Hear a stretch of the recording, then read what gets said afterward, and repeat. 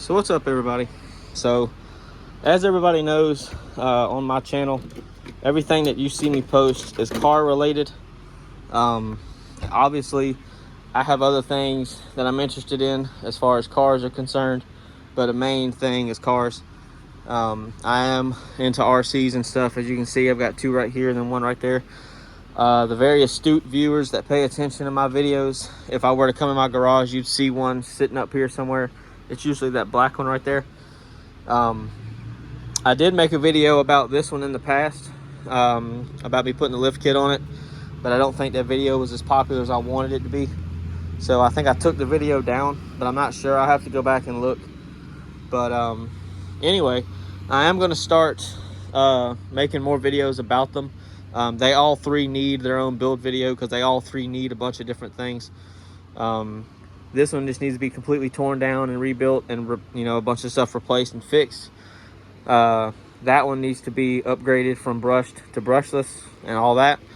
This one just needs upgrades in general, just to make it stronger and to make it better, because I've already had one issue earlier today, so which wasn't a big one, but I've had stuff break on it in the past. So anyway, but I do want to go and get out of the way. The Jeep's fine, still over there. I'm not really going to do anything to it, as I've said in the past.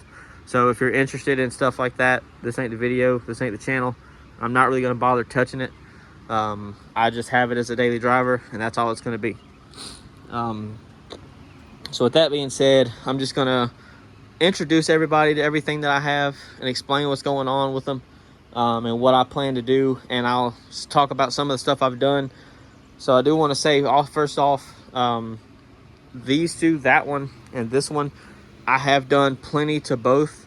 This one I've done a lot more to. It's not anywhere near what it was when it was brand new. So with that being said, there is going to be some things that I don't remember right off the bat about it. Same thing with that one. So like the motors and stuff like that, I don't remember exactly what the specs were. Same thing with that one. So I will tell you what they are, but I can't really give you any specs. So with that being said, I'm gonna go ahead and talk about the small one first. So the small one is a Latrax Teton. This is, I think, a 1/18 or 1/24 scale truck. I can't remember which one. I would assume 1/18 because it's a little bit smaller than this, and this is 1/10. So this is probably 1/18. But this is, as I said, brushless or brushed. It had a little nickel metal hydride battery in it. I can't remember what the voltage were. It's not really important. But it's a really good truck, I think, for beginners. The backstory for where I got this was I bought it the same time that I bought that big one. And the individual that I was dating, she had a daughter, and I didn't want her daughter to feel left out, so I bought her this. She wasn't really interested in it, but like I said, I didn't want her to feel left out, and I didn't want to hear about it, because I had a feeling if I were to buy that kind of stuff in front of her, she'd be like, well, why didn't you try to buy her anything, blah, blah, blah, whatever. So I bought this for her. It's not really anything fast. She can't really do anything stupid with it. She was, I think, 11 or 12, so she had the competency. She had the, I would assume, the brain power to be able to play with it and not have any issues. Well, she obviously didn't play with it as much as I thought she would. I really played with it more than she did. Not really a big deal. It still got use, so it's not a big deal for me. It's not money wasted. And again, like I said, it's $100. It's the perfect truck for somebody that's wanting to, for somebody that's wanting to learn. Like if you're wanting to get your kids something, like they're, 5, 6, 7, 8, whatever age group, this is perfect to begin with. Don't go buy something big. Definitely don't go buy something like that. Don't buy them a nitro. Don't buy them something that can go 60 miles an hour, because if they can't control it and they're not paying attention, they can go and crash it and destroy it or damage something or hurt somebody. Because with that, I don't know how much that weighs, but I know it's probably 20 or 30 pounds. And if I run that into somebody, it's going to hurt. So, and if I run it into something, it's going to destroy something, whether it's that itself or whatever. But yeah, so the reason why I haven't used it is because I went to go play with it one day and it didn't go anywhere, didn't do anything. It is four-wheel drive, but I think the motor's pretty much shit, and I kind of expected that. I bought this knowing that I could probably modify it anyways, because like my cars, I don't leave stuff stock for very long. My TRX4 here is a very good example of that. But I did have to upgrade the lower control arms on it, or the lower arms, because I did smack this into a trash can and break one of them. So I just went ahead and replaced all of them with aluminum, which I plan on doing everything on this aluminum. The front and rear bumpers, the skid plates, probably the bottom, the chassis, the upper control arms, the upper links, the knuckles, the wheels, everything that I can. Just so that way I limit the amount of failure points. And obviously when you add weight, that kind of makes it a little bit worse, makes it a little bit slower. So I do try to plan on putting either 2 or 3S in this, probably 3S. And I mean, again, I'm an adult. I don't see any kids ever going to play with this. My nephew, I do have a niece and nephew, but they're not going to get a hold of that at all. So I'm not concerned with that. But yeah, I will keep the transmitter just so that way I can still use the remote, because I don't have another transmitter or receiver that I can just plug all the different cars into and just click like, oh well, this is TRX4, this is the Teton, this is the UDR. I don't have that. So they all still use different ESCs and motors, but they all still use the same transmitter, so that way I know what remote goes to what, and it's no big deal. So there is going to be a lot done with this. There's a lot of videos out there of people modifying these, so I will definitely be doing that. And I'll probably buy a new body for it, just because I don't really like this body. I mean, it's pink, it's not a big deal, but I'm pretty sure I could find something different for it. Now this is my 1/10 scale TRX4 Defender. This is supposed to be a trail rig, supposed to be a rock crawler. I have went a little overboard and tried to make it into something that it wasn't.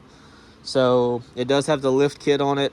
It's got a lot of aluminum stuff on it, so it does weigh considerably more than a regular TRX4 would.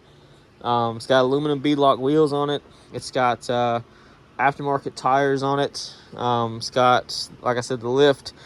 It's got aluminum links all the way around. It's got aluminum shock towers, aluminum body mounts, aluminum cross members, aluminum transmission or gear housing. It's got aluminum belly pan. You name it, everything that could be aluminum is aluminum. It's got a Spectrum Smart ESC and motor. Again, I don't know the specs on it, so I can't really tell you what they are. Oh, there you go. You can actually see them. If I can see, it's a 2800 kilovolts. It's a Firma.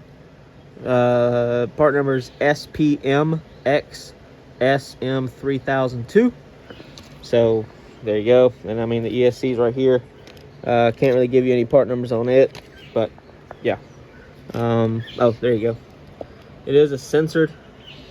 So there you go. It can run, I think, 2 to 3S, which I think I have this always in 3S because I have the same battery. It's actually right here. Not this one, but these kind of batteries. This is what I use on the UDR over there. But yeah, so it's got a lot of upgrades. As you can see, it hasn't been taken care of, so I apologize for that. It's got metal front and rear bumpers. The whole frame is metal, but like I said, it just needs to be completely torn apart, cleaned, everything screwed back together, put back together. I do have a whole new screw kit for this. I probably need to buy a new body for it, just because, you know, you can see I've cut it up for certain things. I will probably take all the lights off of it, because this does have the upgraded light package. So it's got the front and rear lights, and it's also got the rock lights as well. This does still have the front and rear lockers, so those still work, albeit a little intermittent, but they still work. And I've had a bunch of problems with the articulation, so everything binds really bad. So I'm going to probably lower it back down to factory height. I'll probably keep certain things. But yeah, so it needs a lot. So I've got a lot of problems, and it really is bothering me. And it's just a waste of money just sitting here. Same thing with that one. Same thing with this one. This one was the most expensive, obviously, just because it's a big machine, or whatever you want to call it, toy, whatever. It doesn't really matter what you want to call it. But so with that being said, that needs a lot of stuff. So I'll probably show that as well. And it's got like aluminum servo savers as well. So, you know. And then the piece de resistance the Traxxas UDR Unlimited Desert Racer. It's 1/7, 1/8 scale, whatever you want to consider it. I see both. This has a lot of things done to it because I have had some failures. This is a 6S capable, no problem right out of the box. I think you can buy 2 batteries, 2 3S batteries, or 1 big 6S battery, and it'll shit it and get it all day. I don't run the Traxxas Valenion or whatever it's called system. Either the motor and or the speed controller fucked up, so I gave up on that. And I was kind of tired of using the Traxxas batteries anyways, because I want all of my batteries to be universal with one another. But I have a Hobbywing Easy Run ESC, and I don't remember what the motor is, but it was a package, obviously. It's got Vidovon aluminum beadlock wheels. It's got the Proline tires that everybody buys for these, the Hyrax tires that look like some BFGs, I believe. They actually look exactly like the ones that are on here, if you want to think about that. But these obviously grip a lot better. They're a different compound. They're a little bit harder. But it's got Vidovon upper and lower trailing arms in the rear. I think I replaced the drive shaft on this, but I'm not 100% sure. I don't think I did. I know I did on the TRX4. I do have new metal hexes with the fake brake calipers, like this one. This one was for the right rear, and it broke it off of the housing. I thought I heard it earlier when I was driving it, and I didn't really think nothing about it, but I was trying to make this video earlier, and I flipped it over and I was looking and I didn't see it. So then I realized that this broke off. So I went and looked for it, and I found it in the grass. So I think a rock got behind. I got inside the wheel here, and I guess, obviously the weakest link is gonna fail. So it's a plastic housing on the axle. So there you go. But not a big deal. It didn't damage the caliper, but it did damage the housing, which I planned on replacing that anyway. But anyways, it does have new front diff bearings. It'll probably have to be redone again, just because I'm going to replace the front and rear differentials completely in the front and rear axles. It's got Hot Racing sway bars front and rear. It's got Hot Racing front CV axles, because I destroyed the ones that came with it. And also the center link that I think combines the two, or combines the front to the rear, or whatever. I don't really know what it's called. The intermediate drive shaft or whatever. That sheared quickly because of how strong this truck is. For some reason, Traxxas made that plastic, so like I said, it sheared it with no problem. So I had to replace that with aluminum. I haven't had any problems yet. There's probably something else I'm missing that I can't think of, but I do plan on doing a lot of aluminum stuff for this. I have a lot of stuff bookmarked from Vidovon. Vidovon makes a full carbon fiber body for this. This also is the Proline Heatwave Racing F100 body. I just don't have the stickers on it because I don't really care to put stickers on it, because they're just going to get scratched and destroyed anyway. And this obviously wasn't meant for show. This is meant for go and to play with, as you can see with the grass and it being wet. It rained earlier, so I wanted to have fun with it. I believe that's really it. This did have all the lights on it and all that. You can see the CV axles have the Hot Racing emblem on them. It's kind of hard for me to show you, but nothing done with the shocks. Nothing done with any of that stuff. You see, I don't know if you can tell, but that's starting to leak a little bit of grease out. But yeah, it needs a lot. For me to make it what I want it to be, it needs to be, fixed the right way, but it costs money. A lot of the aluminum parts are not cheap.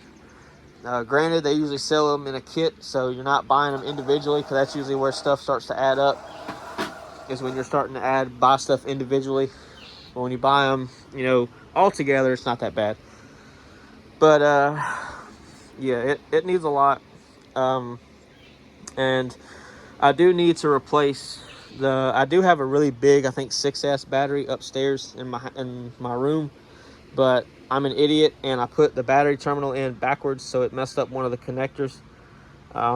So I have to fix that. I just have to re-solder on a new connector. But I have all Spektrum batteries and I want to keep it that way. So if I can find a Spektrum battery that'll fit in this, I'll probably run that, and I'll probably run a Spektrum receiver and all that stuff in this, or ESC and all that. This I'll have to fix. But yeah, I mean, this is a hobby that can get just as expensive as, you know, cars and stuff like that. I haven't found a hobby that's cheap yet, but yeah, it needs a lot. You know, it is what it is. I actually think I have a bearing kit right here for it, for the HDR, for that UDR. I think that's actually what this is. This is a bearing kit. I have to look it up, but because I don't remember. I've bought a lot of stuff and I can't remember what's what. If I buy duplicates of everything, you know, it is what it is. I accidentally did buy the lower trailing arms. I bought 2 sets of them because I thought that they were individual, but they're not. That was me being stupid, not paying attention. So I have to sell those because I don't need them. I haven't damaged those. I haven't, you know, I beat the shit out of this, and everything that I've put on so far has not damaged or given me problems.